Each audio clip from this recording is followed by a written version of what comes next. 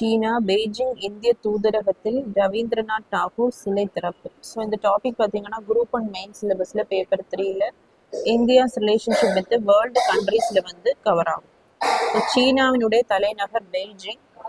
So அங்கே இருக்கக்கூடிய அந்த இந்திய தூதரகத்தில் வந்து ரவீந்திரநாத் தாகூர் அவர்களுடைய மார்பளவு சிலையானது திறக்கப்பட்டுள்ளது. ஸோ இதை செதுக்கிய சிற்பி யாருன்னா பிரபல சிற்பி யுவான் ஷிகுன் அவர்கள். ஸோ எதற்காக அப்படி பார்த்தீங்கன்னா தாகூர் வந்து சீனாவுக்கு 3 முறை வந்து பயணம் மேற்கொண்டிருக்கிறார். ஸோ அவர் அங்கே போன போது அது நாகரீக பயணத்தில் ஒரு முக்கிய மைல்கல்லாக இருந்தது. அது மட்டும் இல்லாமல் அவர் வந்து அங்கே உள்ள சீன அறிஞர்களான சூ ஷிமோ, லியா கிச்சாவோ இவர்களுடன் ஒரு நெருங்கிய நட்புறவு கொண்டுள்ளார்.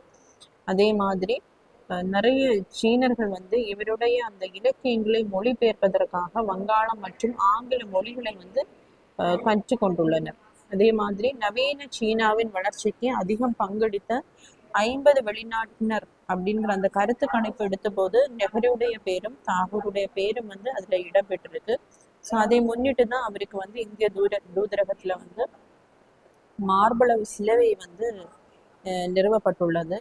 இதுக்கு முன்னாடி பார்த்தீங்கன்னா மகாத்மா காந்தி அவர்கள் கையில் புத்தகத்துடன் இருக்கும் அந்த சிலையானது இந்திய தூதரகத்தில் 2005ஆம் ஆண்டு வந்து நிறுவப்பட்டது. ஸோ இது எங்க அப்படின்னா சாவோயாங் பூங்கா இந்த இடத்துல தான் நிறுவப்பட்டிருக்கு.